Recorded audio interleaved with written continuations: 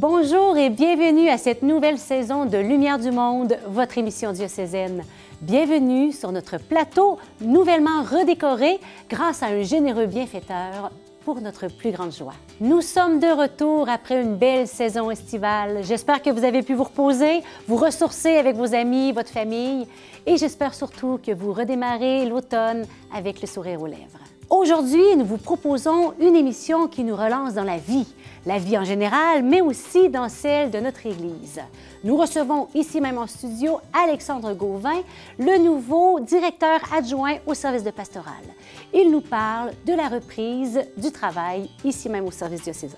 L'abbé Dominique Lerouzès nous parle d'une expérience en paroisse qui l'a marqué, son premier baptême.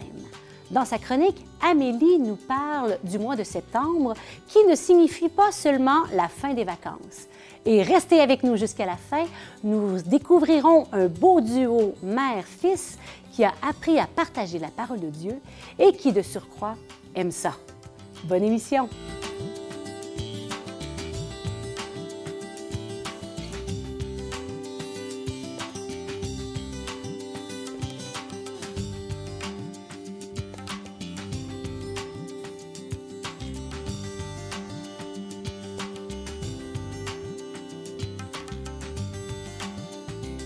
Alexandre a été agent pastoral pendant 13 ans dans le Grand Lévis.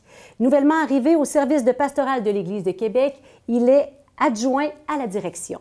C'est un grand plaisir de l'accueillir aujourd'hui.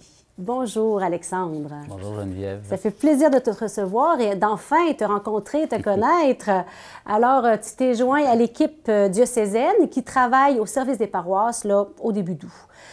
Permets-nous de mieux te connaître. Qui es-tu? Et d'où te vient ce désir d'annoncer Jésus-Christ et son Évangile? Bien, je suis originaire de Sherbrooke. Okay. Et ça fait une vingtaine d'années que j'habite dans la grande région de Québec. Mon parcours est simple. J'ai voyagé beaucoup dans ma vie. J'ai habité en Afrique quand j'étais jeune en raison du travail de mes parents. J'ai eu l'occasion de voyager un peu partout dans le monde, d'habiter en France aussi, où je suis allé chercher ma femme. Oh! Et notre plus grande fille est née en France aussi. Vers l'âge de 19 ans, j'ai fait ce que je qualifierais là, une rencontre du Seigneur dans ma vie qui m'a permis de faire des choix dans ma vie. Au stade où j'en étais, j'avais besoin, je pense, de faire des choix. Et au contact de quelques amis dont la vie eux-mêmes ont changé, ont pris une option pour le christianisme et pour l'Église catholique en particulier, ça m'a posé question. Et je me suis mis à lire la parole de Dieu pour essayer de comprendre un peu mieux quel était le moteur un petit peu de leur cheminement. Et en lisant la Bible, ce que j'ai découvert à travers les personnages comme Abraham, parce que j'ai lu la Bible, je me suis dit là, je comprends ça au complet, on lit ça, j'avais le goût là, de... C'est sérieux! Effectivement. Et en revisitant les personnages d'Abraham, de David, des prophètes, de Jean-Baptiste, des apôtres, de Paul, je voyais donc un fil conducteur d'une expérience de Dieu dans la vie de chacun de ces personnages-là, à la fois discret, unique et en même temps fort, au point que ces gens-là ont décidé de donner leur vie au service de Dieu, chacun dans sa mission, et même pour certains à donner leur vie. Et ça m'a beaucoup ébranlé, puis ça m'a mis en marche moi-même, et je retiens cette parole de Jésus qui dit, il n'y a pas de plus grand amour que de donner sa vie pour ceux qu'on aime, finalement. Fait que tu as été vraiment rejoint, tu as fait l'expérience du Christ, finalement, puis ça a brûlé ton cœur. Effectivement, oui. Une fois que c'est fait, une fois qu'on est brûlé au cœur, on ne s'en sort pas, il faut l'annoncer, comme Saint Paul le dit. Et comment ton expérience d'agent pastoral en paroisse, pendant plus d'une dizaine d'années, t'a permis de bien te préparer à ton poste actuel? Oui, bien, c'est intéressant comme question, effectivement.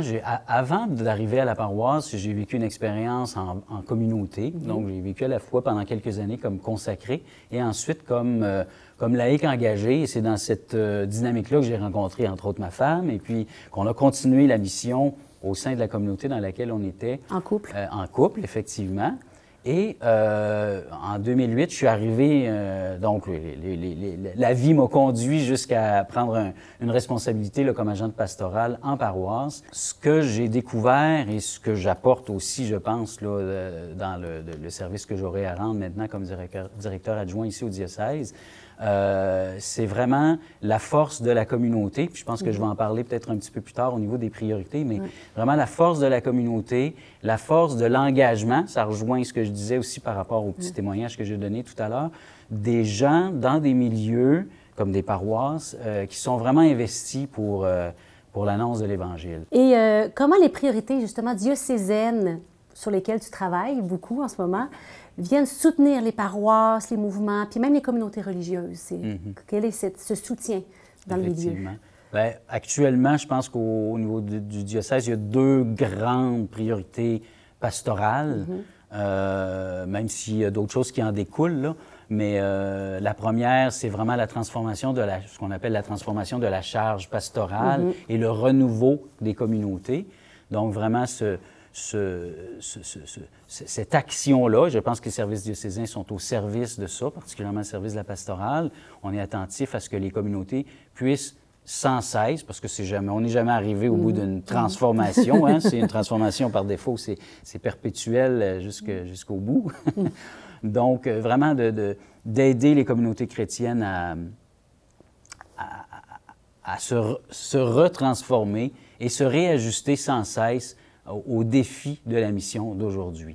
Bon, et la deuxième priorité, qui en découle d'une certaine façon, mais qui est très importante aussi, c'est tout le volet de l'éducation de la foi, hein, bien sûr. L'éducation de la foi des adultes, là, depuis quelques années et pour les prochaines années certainement, c'est un souci important au niveau des services diocésains, mais bien sûr des paroisses aussi, de se tourner vers l'éducation des adultes comme étant une clé d'une certaine façon. Quand on rejoint les adultes, on rejoint aussi, là, je dirais, là, par le fait même, les enfants des adultes, les parents des adultes, j'ai envie de dire, bon. Mais c'est un volet important, mais c'est un bon défi. Puis hier, le samedi 25 septembre, avait lieu le lancement pastoral édition 2021-2022. Donc, peux-tu nous dire un petit mot sur les orientations missionnaires de ce lancement diocésain? Bien, je pense que le lancement pastoral, chaque année, depuis un certain nombre d'années que ça existe, puis depuis quelques années ouvert at large, n'est-ce pas, a vraiment pour mission, je pense, de stimuler les paroisses, d'encourager les paroisses, de permettre aux paroisses aussi d'être en contact avec ce qui se fait ailleurs aussi, et d'aider celles pour lesquelles c'est plus difficile, parce qu'on l'a dit tout à l'heure, c'est un défi, puis par défaut, un défi, bien, il faut... Hein, il y a un mur à passer, ou il y a une marche à monter, il y a un passage à faire, c'est sûr. Bien, d'aider les paroisses qui sont plus en difficulté, ou pour lesquelles c'est un défi qui est plus difficile à surmonter ou à prendre, bien, de pouvoir les soutenir. Aussi, le lancement, c'est un début, mais toute l'année, les services diocésains, à travers des personnes liens, vont accompagner les communautés chrétiennes dans leurs efforts, dans leurs soucis, dans leur désir d'accomplir, ou pas d'accomplir, mais d'atteindre ou de travailler, en tout cas, à la transformation de leur milieu. Voilà, c'est pas mal ça, je pense. Et c'était l'intention du lancement de l'année pastorale, vraiment. Là, un moment de dynamisation, hein, pour y avoir participé une fois ou l'autre au lancement de l'année diocésaine. Bien, merci Alexandre de nous avoir rejoints aujourd'hui. Puis j'espère qu'on aura l'occasion de t'accueillir à nouveau cette année. Qui sait? Merci de m'avoir accueilli, c'est gentil. Avec plaisir. Bonne année. Merci beaucoup. L'abbé Dominique Lerouzès est particulièrement missionnaire auprès des jeunes depuis plusieurs années. Laissons-le nous raconter une expérience qui l'a marqué en paroisse, son premier baptême.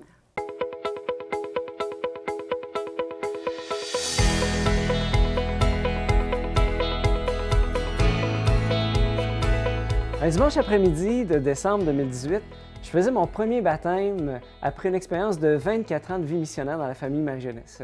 J'étais heureux de pouvoir baptiser le troisième enfant de ce couple.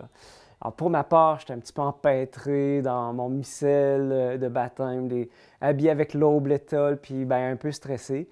Les jeunes parents, eux, avaient reçu une formation, une préparation au baptême pour leur premier enfant, peut-être leur deuxième. Alors, j'étais le troisième, fait qu'il n'y en avait pas eu. Les parrains, marraines, aucune formation.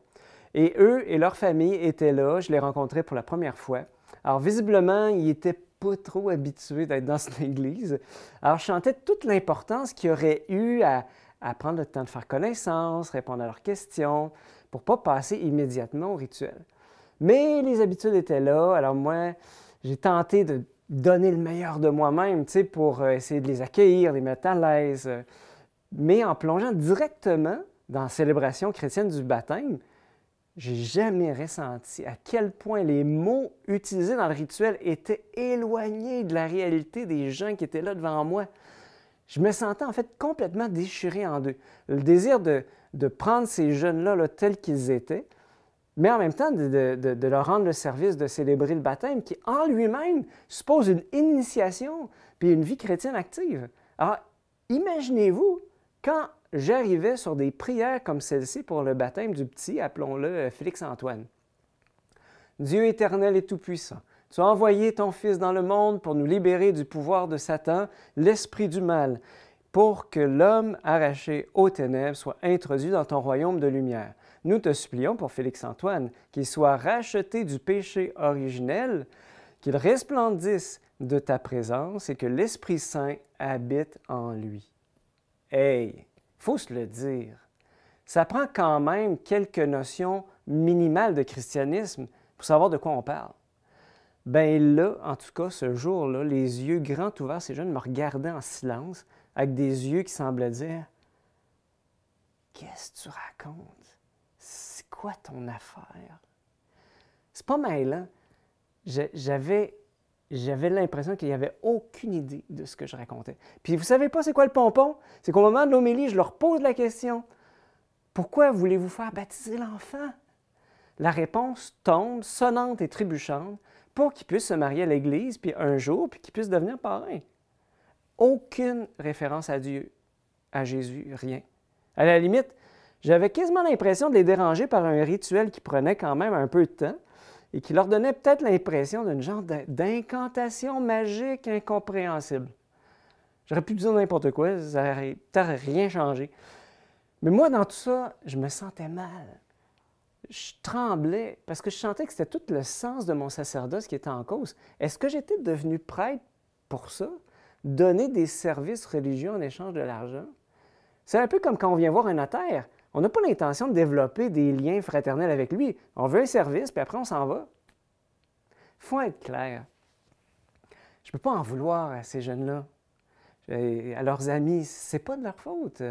On a juste été mis dans une situation bizarre. Célébrer un rite chrétien sans préparation suffisante. Puis je pense que tout le monde, en fait, s'est senti mal. Après la célébration, moi, je suis allé directement chez un couple d'amis. Je me suis effondré en larmes parce que j'avais l'impression, j'avais tellement de peine, j'avais l'impression que ce qu'on a de plus précieux à offrir, le Christ, semblait leur passer 10 pieds par-dessus la tête. Puis pourtant, ces jeunes faisaient une démarche pour baptiser leur enfant dans la mort et la résurrection du Christ. C'est pas mêlant, ça a été mon premier choc en paroisse. Et dès lors, j'ai réalisé que notre Église est malade, qu'elle a besoin de soins. C'est aussi à cette époque que j'ai découvert le livre du père James Mallon, Divine Renovation, ou sa traduction française, Manuel de survie pour les paroisses.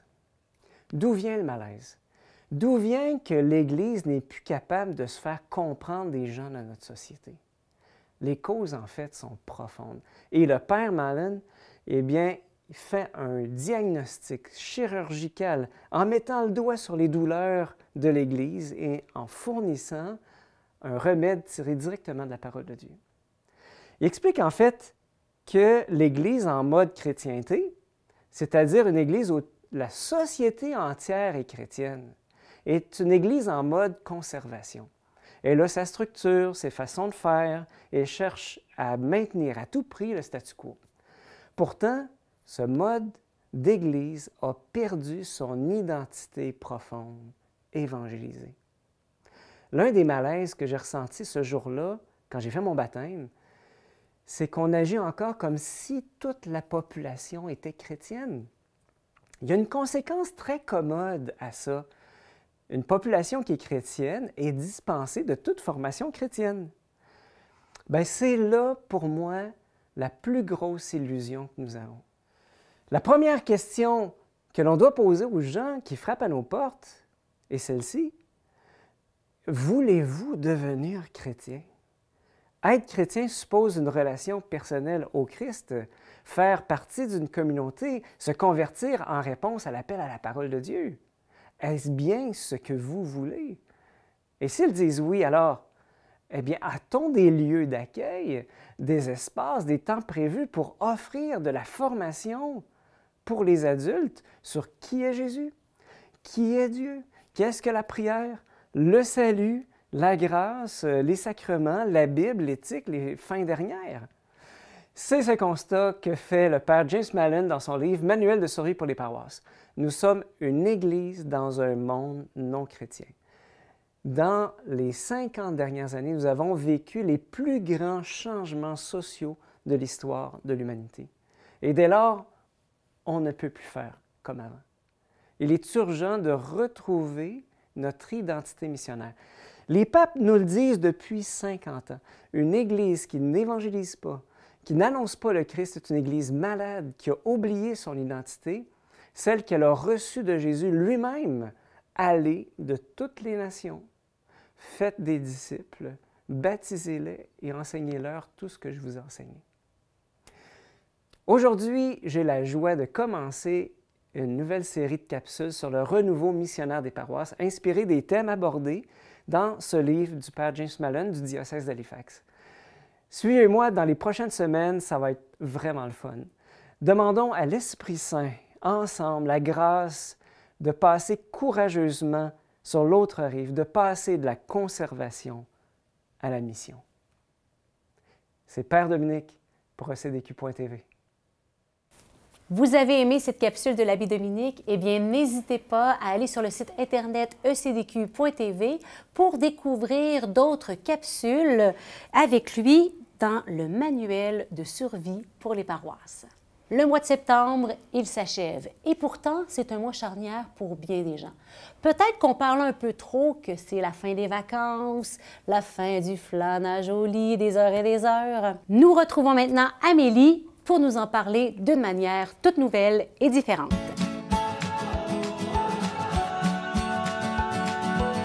Bonjour Amélie. Allô Geneviève. Alors, ton début d'année, ta fin d'été, ton début d'année, comment ça se passe? Bien, c'est ça, on parlait du lancement aujourd'hui, puis je me disais, souvent les gens ils vont dire que le mois de septembre, un peu comme tu l'as introduit, hein, il me semble, c'est la fin de nos vacances d'été, c'est la fin des barbecues l'été, c'est la fin de nos horaires un peu allégés. C'est donc bien triste. C'est la fin de l'été. Je propose un changement de regard aujourd'hui.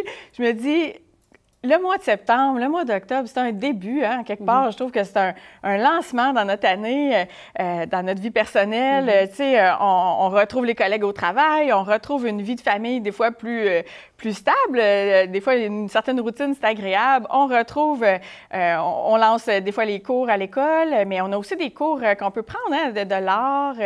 Je le sais que le début de l'année, Geneviève, officiellement, là, c'est janvier. 1er janvier. C'est ça. Bien. À minuit. Bam. Oui, je trouve ça drôle, tu sais, qu'on prenne des résolutions après le temps des fêtes? Oui, c'est ça! On est sur les genoux, on n'en peut plus. À peu près, tu sais, à moins 21, décider d'aller marcher tous les jours, c'est plus difficile. Pourquoi ne pas les prendre à l'automne? Alors, je propose des résolutions automnales. OK. Geneviève, pourquoi on prend des résolutions? Ben, pour ne pas les tenir. Non.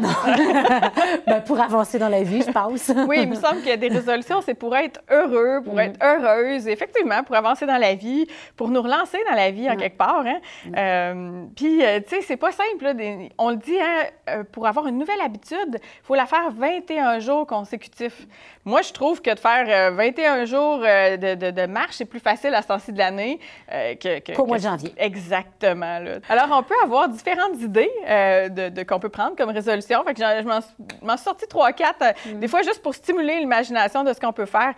je me disais, l'été, là, on fait plein de barbecues, on se voit pour manger ensemble, puis ça nous fait du bien de faire ça souvent, mais pourquoi on ne continue pas durant l'année ce sera peut-être pas un barbecue, là, mais un souper de famille ou avec des amis un peu plus régulièrement, tu sais, même s'il fait froid, c'est le fun de se retrouver ensemble, dire des paroles valorisantes, de se dire, hey, à chaque jour, je dis une parole valorisante à quelqu'un que je connais ou même un inconnu, là. Moi, j'ai déjà dit ça à la pharmacie à une dame qui me servait particulièrement bien, je l'ai remerciée, je l'ai félicitée. Faisons ça, il me semble que c'est des petites choses qui changent le monde. Là, qui fait du bien. Oui, exactement.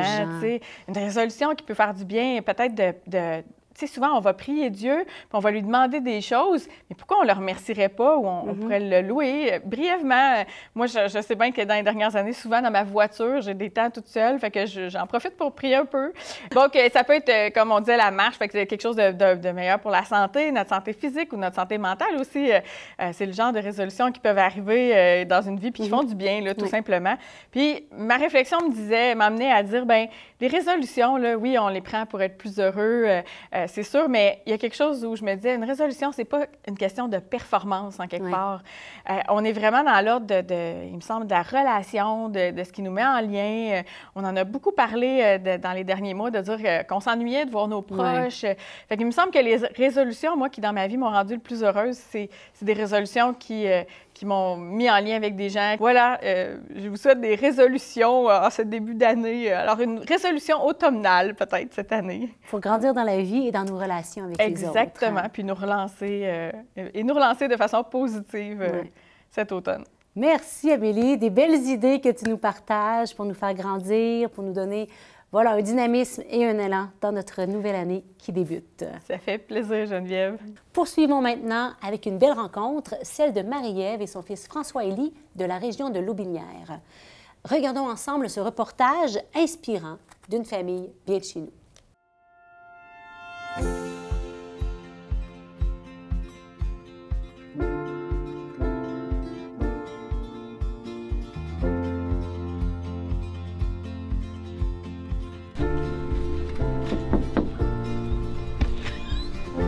Bonjour! Bonjour!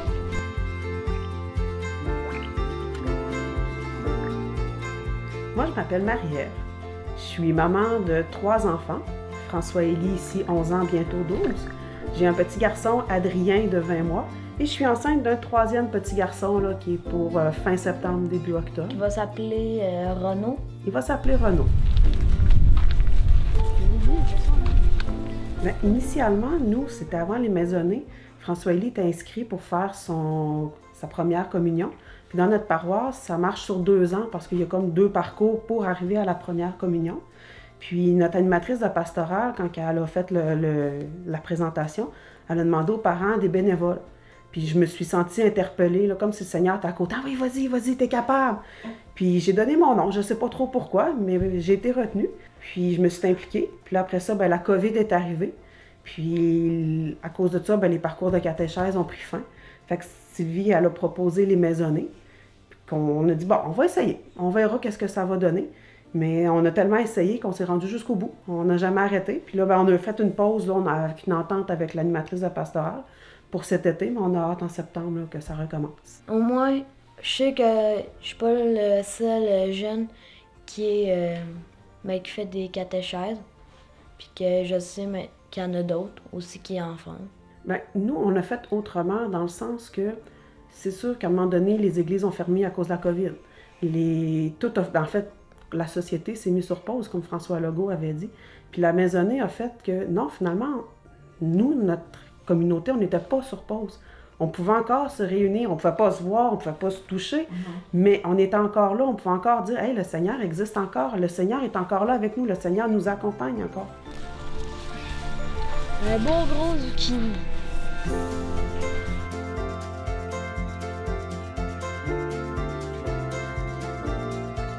Oui, la Bible, elle n'a pas été écrite en 2021, mais nous, en 2021, comment qu'on la vit?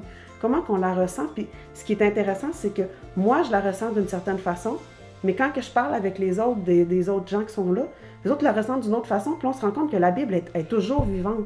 Mais elle est différente, la façon, parce que tout le monde perçoit de façon différente. Puis quand on l'a fait avec les enfants, moi, comme maman, ce qui m'émerveille encore à chaque fois, il Je sais quand on va recommencer, ça va m'émerveiller encore. C'est d'écouter un jeune qui est capable de dire « Moi, j'aime Jésus ».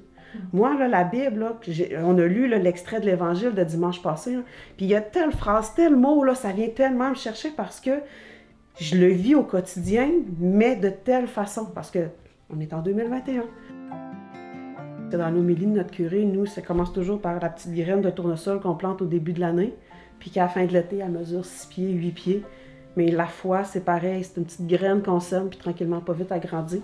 Fait que moi, la graine de tournesol que notre curé à l'ancêtre utilise souvent dans ses homélies, je la vois grandir en mon conjoint. Qu'est-ce que tu aimerais dire, toi, aux autres leaders dans notre diocèse? Mettons là, que le cardinal ou que l'évêque sera à côté, sera assis à table avec nous, là, puis que c'est toi là, le grand boss aujourd'hui. Qu'est-ce que tu lui dirais? Là? On essaye ça, sans nécessairement dire « Hey, on le change », on l'essaye. Bien, qu'il y aurait peut-être plus de jeunes.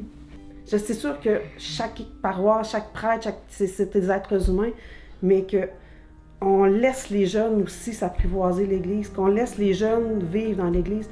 L'Église, il faut qu'elle change aussi, il faut qu'elle évolue. Mais les jeunes d'aujourd'hui, tu sais, moi, dans mon travail d'infirmière, les personnes tu sais, qui sont plus âgées, ils vont venir naturellement. Les jeunes, il faut aller les chercher. Il faut s'adapter à... Ils sont en changement, eux autres sont en train de faire changer notre société. Il faut aller les chercher, mais il faut les prendre un petit peu par la main au début. Puis les jeunes, souvent, quand on leur donne une mission, ils sont en mission. Hey, moi, là, je suis important parce que le curé est venu me voir, puis c'est moi qu'il faut qu'il aille sonner la cloche. En voyant cela, Jésus se met en colère et il dit à ses disciples, « Laissez les enfants venir à moi, ne les empêchez pas. En effet, le royaume de Dieu appartient à ceux qui sont comme les enfants. »